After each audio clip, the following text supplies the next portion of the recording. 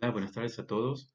Bueno, como les había adelantado en la última clase, estaba pendiente de este videito para tratar de sellar ideas transmitidas ya en la explicación dada en la última clase respecto a el artículo 7 y los conflictos que genera la aplicación de la ley en el tiempo.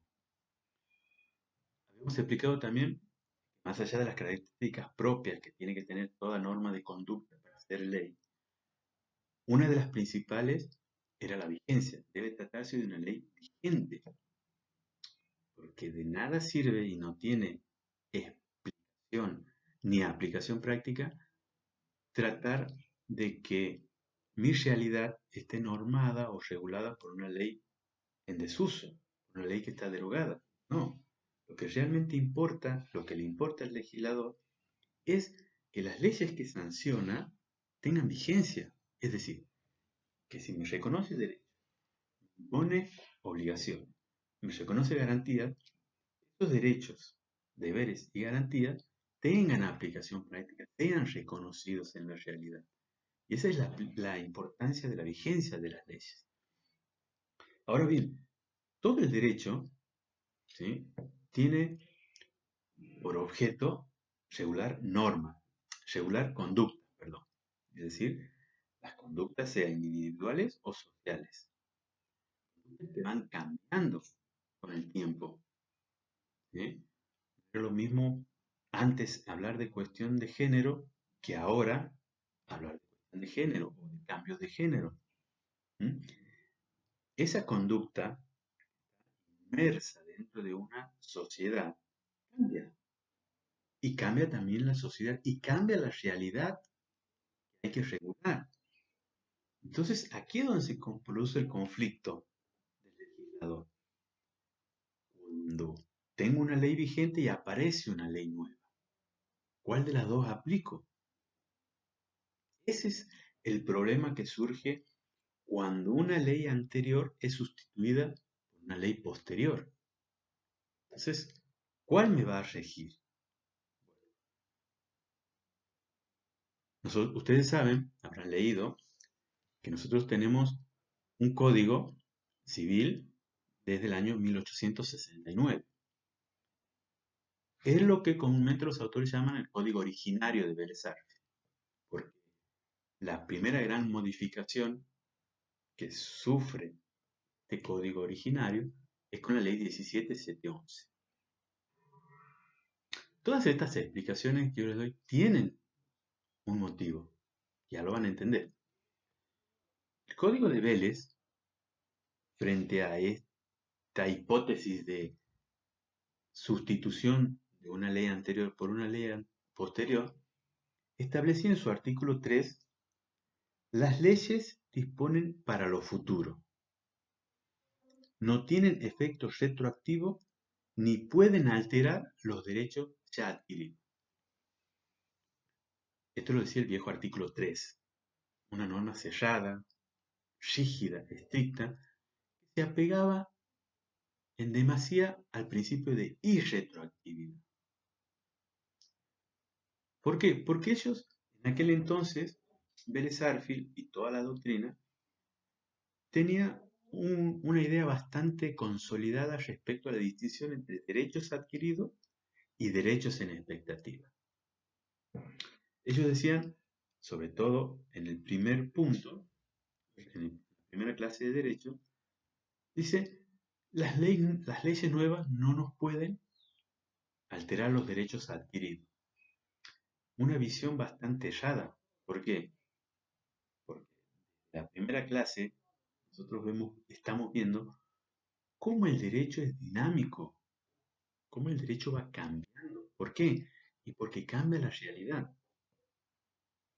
Y lo que el derecho procura es garantizar la paz y la seguridad en un determinado tiempo, en una determinada sociedad. Ese tiempo y esa sociedad sufren cambios.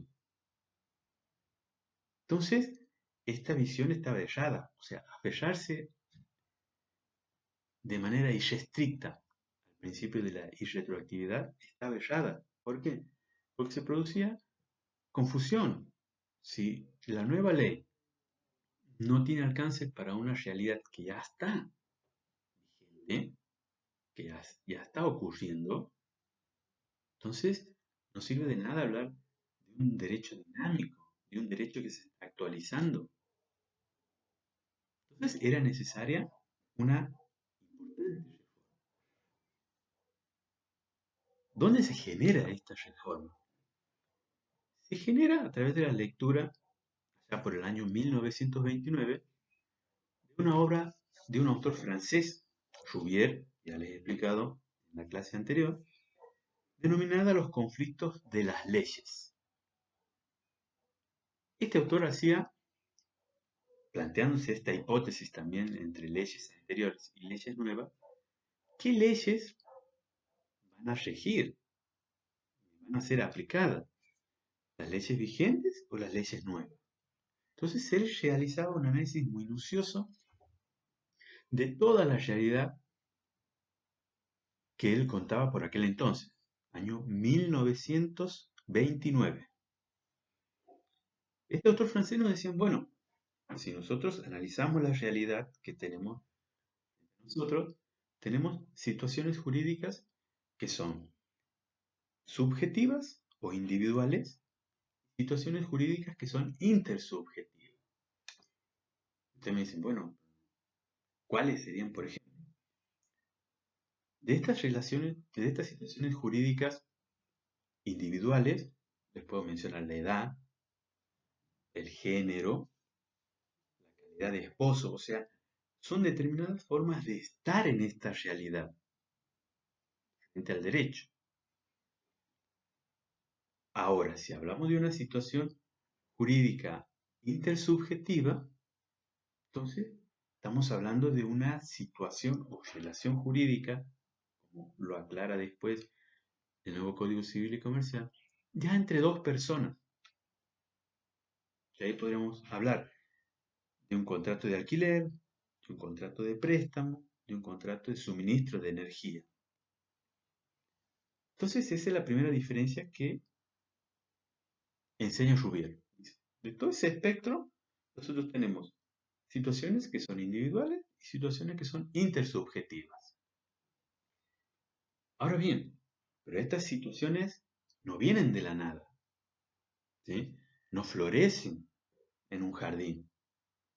No, estas situaciones son producidas o generadas por hechos. Vamos a ver adelante en clases posteriores, son generadas y producidas por hechos y actos jurídicos. ¿Mm? Ahora bien, esos hechos y esos actos jurídicos que producen estas situaciones jurídicas pueden ser, o desde el punto de vista de los efectos que producen, pueden crear, modificar o extinguir situaciones o relaciones jurídicas.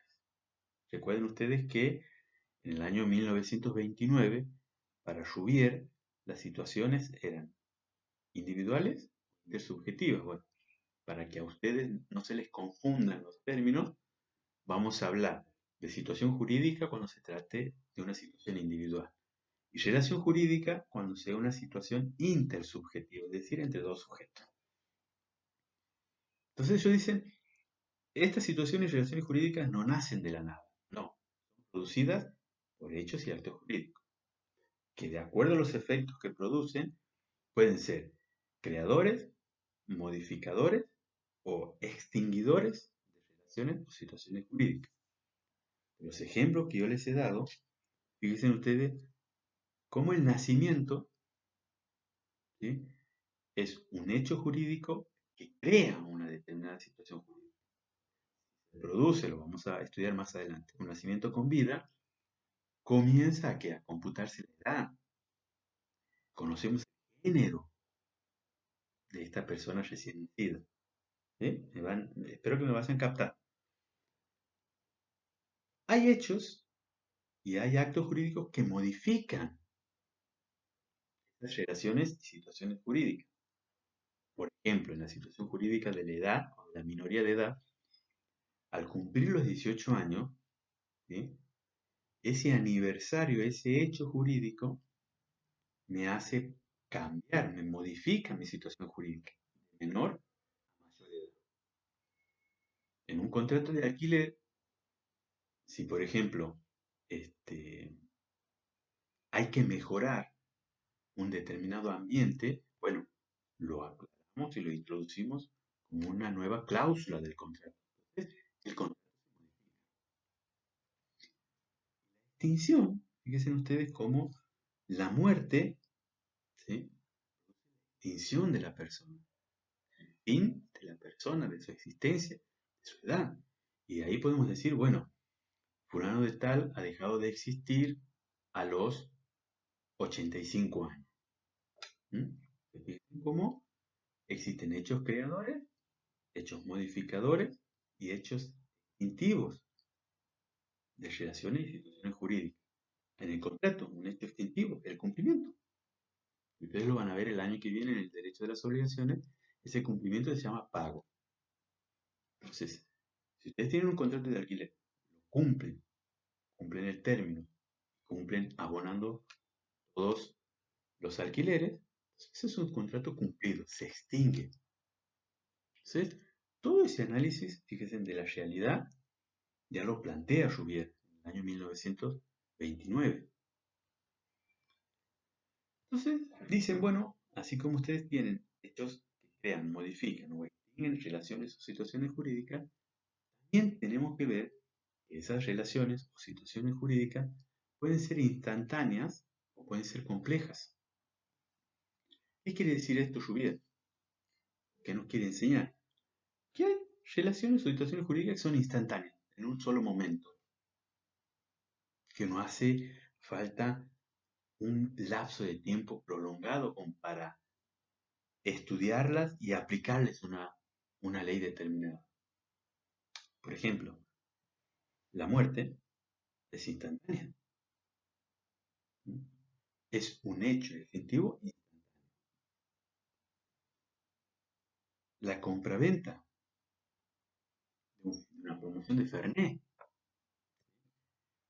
pagar la entrada del cine, la entrada al boliche, son situaciones, son relaciones jurídicas que se producen de manera instantánea. No tienen una duración prolongada. En cambio, dice, por otro lado, hay relaciones y situaciones jurídicas complejas. Es decir, que requieren un lapso de tiempo determinado para que se lleguen a consolidar o a consumar. Y ahí viene la segunda idea fuerza de Rouvier, que él habla de relaciones y situaciones jurídicas consumadas y relaciones y situaciones jurídicas no consumadas, que serían las complejas, pero en algún momento se consuman. ¿Cuál sería un ejemplo de relaciones jurídicas complejas? Tenemos, por ejemplo, el contrato de alquiler. Ustedes no contratan o no celebran un contrato de manera instantánea, en un día.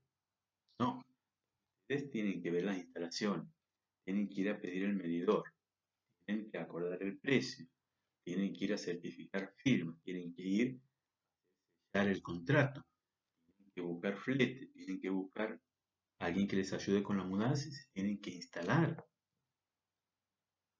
Fíjense la diferencia entre ir y comprar una promoción de Fernet, ¿sí? E ir a celebrar un contrato de alquiler. Mínimo. En el contrato de alquiler a ustedes les va a insumir, generoso, unos 15 días fácil. Entonces, frente a este fenómeno, Rouvier dice, entonces nosotros tenemos que ver cuándo se consuman estas relaciones y situaciones jurídicas.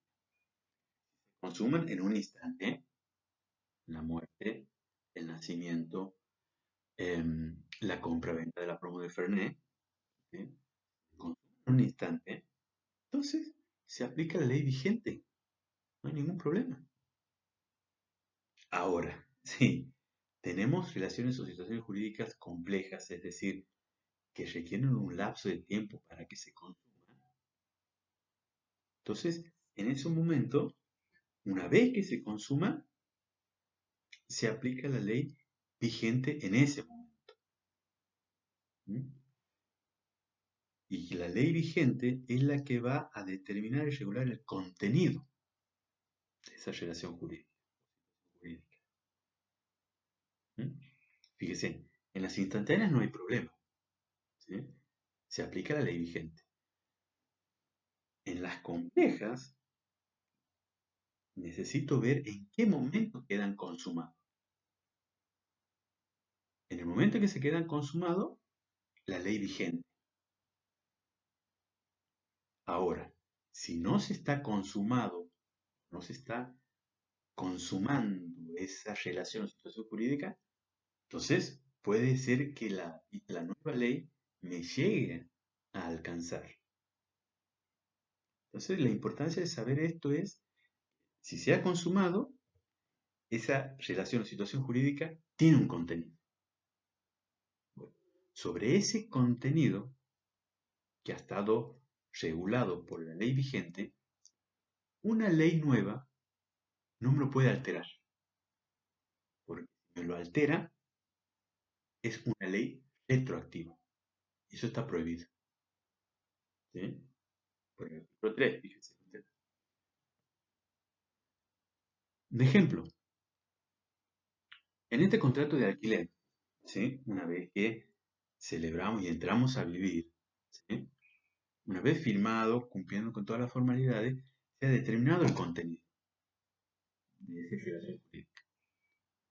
Voy a ser el inquilino y ustedes van a ser los propietarios.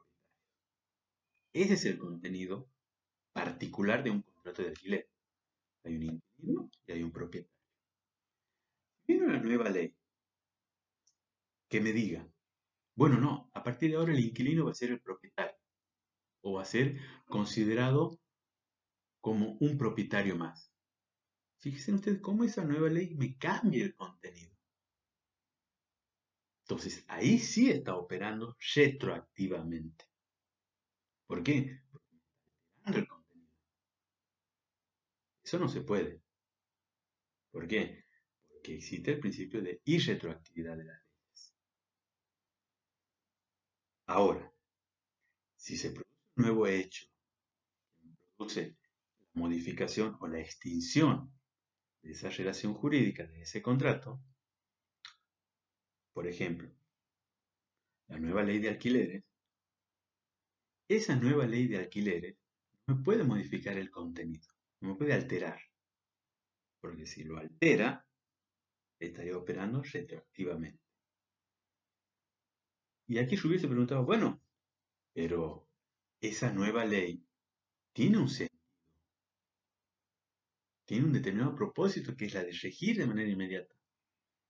No para que las intenciones del legislador queden en la nada, no, sino para que tengan aplicación práctica.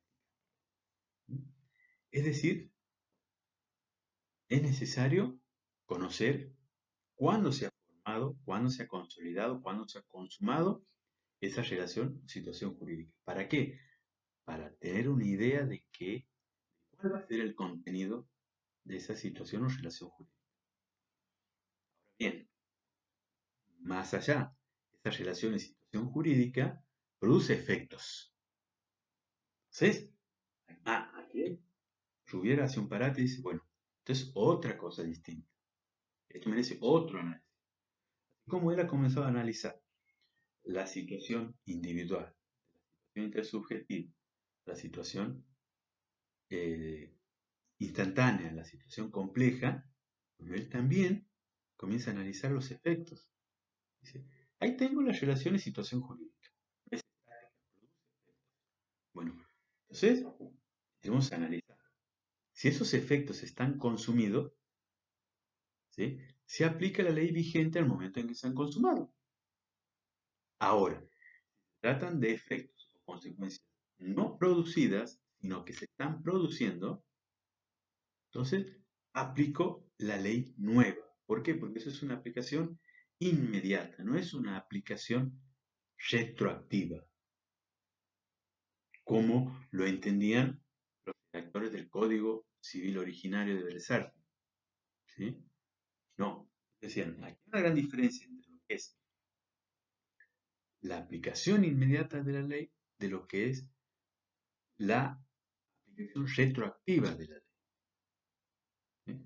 En un contrato de alquiler, que es un contrato de duración, de larga duración, por llamarlo así, lo van a entender bien cuando vean obligaciones, cuando vean contrato, ¿sí? Hay efectos que se van produciendo mientras está vigente el contrato. Entonces Rubier dice, bueno, efectos que están consumidos, se le aplica la ley vigente en el momento en que se ha consumado.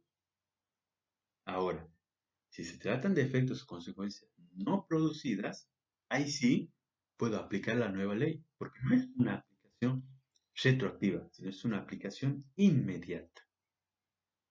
¿Mm?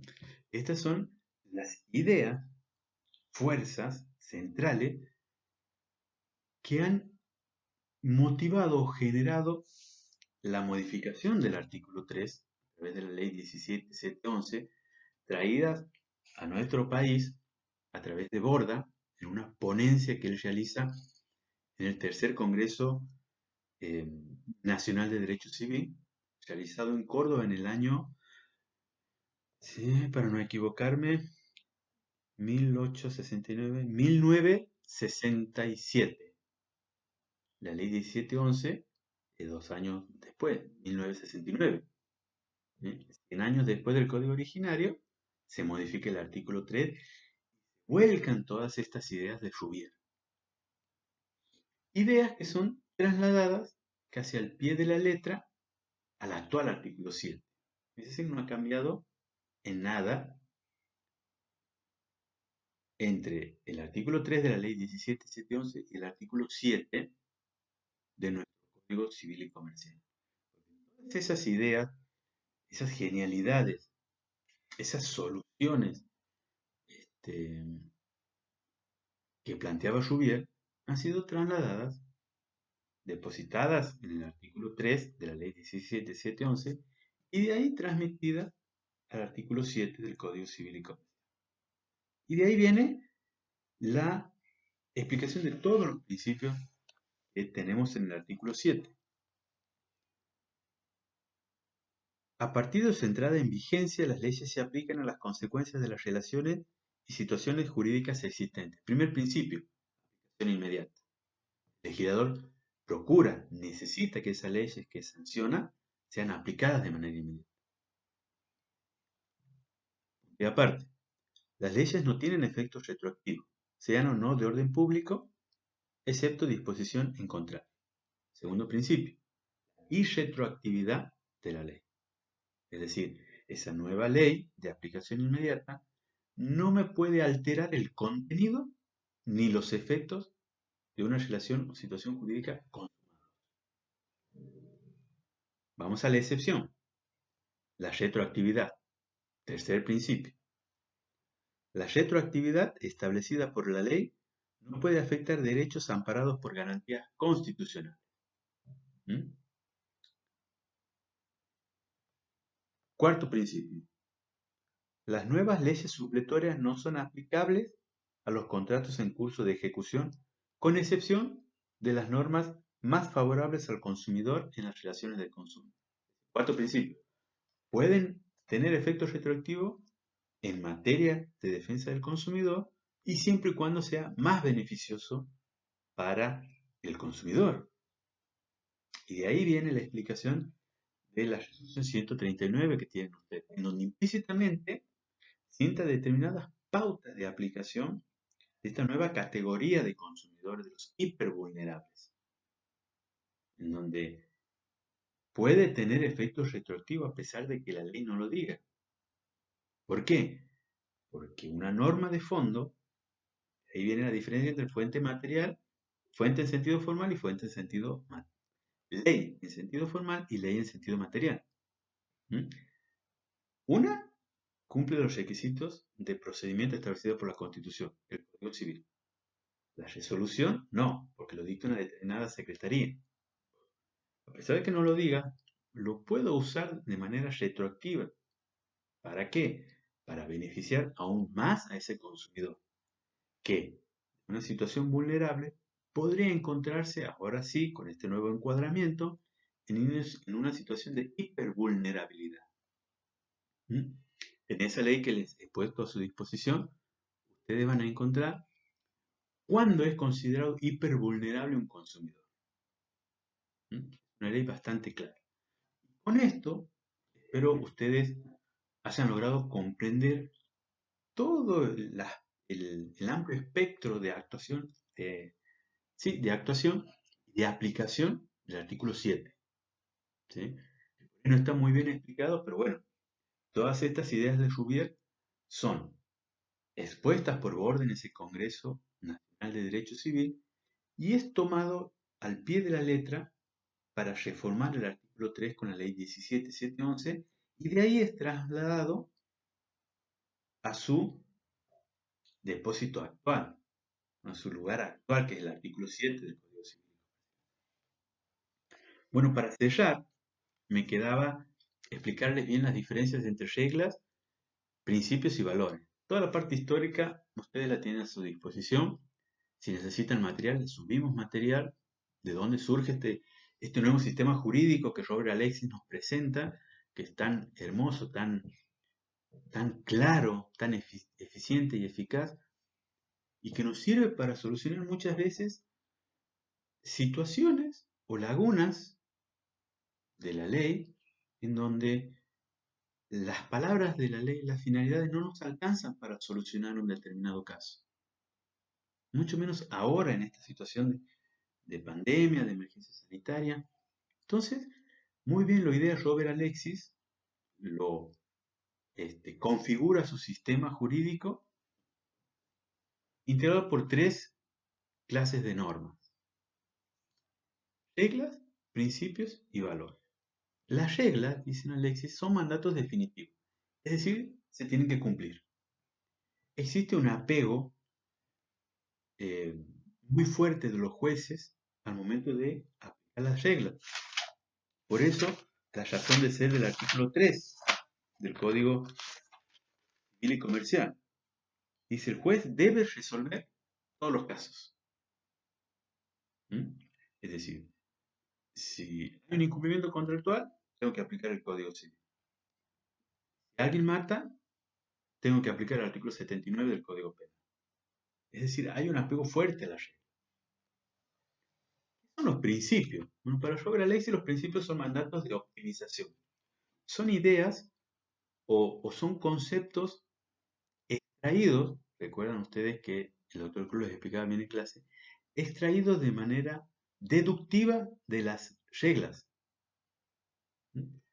Las reglas son mandatos definitivos, se los cumple o se los cumple. ¿Quién los aplica? Los jueces están obligados a aplicar. Luego vienen los principios. Existen dentro del sistema jurídico principios, que son ideas fuerzas, son mandatos de optimización extraídos deductivamente de una regla. ¿Para qué nos sirven? Nos sirven para orientarnos, para encaminarnos y alcanzar el fin que quiere el derecho, que es la paz y la seguridad en una sociedad. Si ustedes leen una norma, una regla, por ejemplo el artículo 10, supongamos que no tenga títulos, ¿sí? Dice, el ejercicio regular de un derecho propio y el cumplimiento de una obligación no puede constituir como ilícito ningún acto. La ley no ampara el ejercicio abusivo de los derechos. Este es un principio fundamental, que es el abuso del derecho. Es decir, más allá de que tenga un título, yo les digo, supongamos de que no lo tenga, entonces a ese principio yo lo extraigo deductivamente, lo deduzco de esta regla. Entonces, eso es un principio. Así tenemos el principio de buena fe, el principio de equidad, el principio de que el patrimonio es prenda común de los acreedores, etcétera, etcétera, etcétera. Ahora, ¿qué son los valores? Bueno, los valores, si bien en la clase anterior habíamos dicho que son bienes universales que tenemos nosotros desde que nacemos, con el cual nos desarrollamos, nos perfeccionamos, en realidad los valores, como nos sostenemos de la cátedra, los valores no son, los valores valen. Es decir, que no podemos dar un concepto definitivo de lo que es valor, no es posible. Los valores valen, se sienten. Pero sin embargo, en nuestro caso, en nuestra Constitución, si ustedes ponen a ver el preámbulo, en el preámbulo existen determinados términos que nos conducen a reconocer a esos valores como existentes.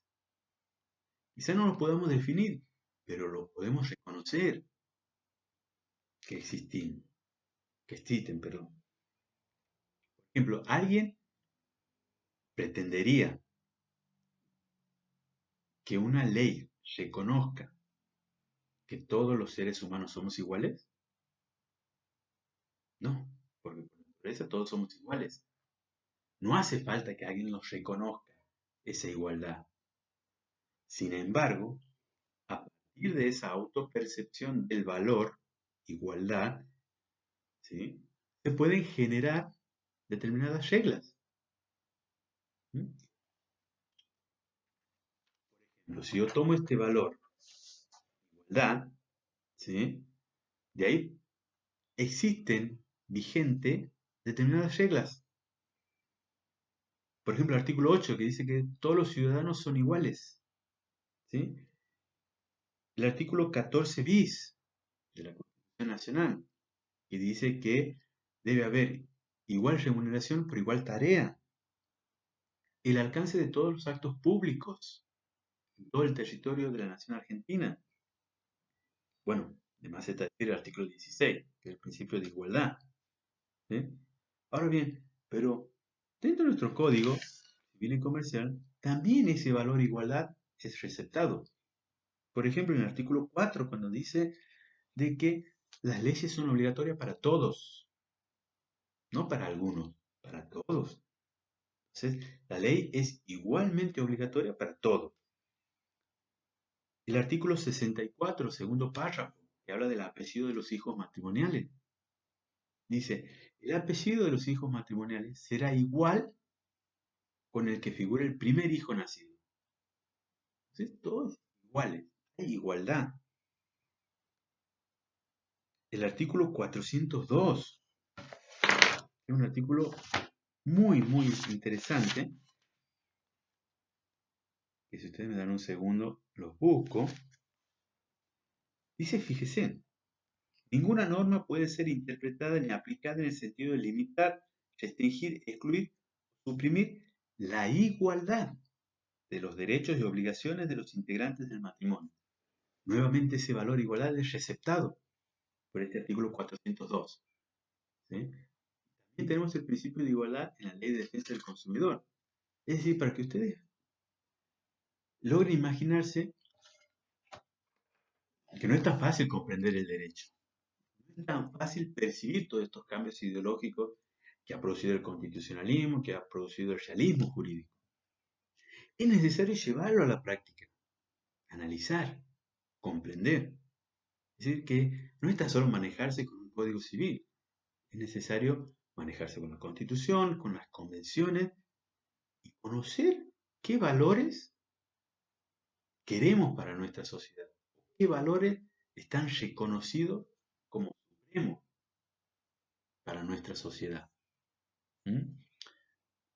Creo que una tarea que es necesario replantearse, porque en España, por ejemplo, ustedes tienen la Constitución española en donde en un apartado ellos consagran y reconocen los valores supremos de la sociedad española.